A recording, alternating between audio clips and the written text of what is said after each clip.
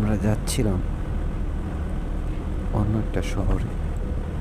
But video করার কারণ হচ্ছে সৌদি আরবের জেদ্দা শহরে এটা এত পরিপাটি আর এত সুন্দর ওদের ডিরেকশনগুলো, মানে চলাফেরার জন্য, যাতায়াতের জন্য এত সুন্দর, এত পরিপাটি, এত নিয়মতান্ত্রিক আর কি, যেটা আসলে না দেখালেই নয়, সবার জানা দরকার আর কি, দেখাও দরকার।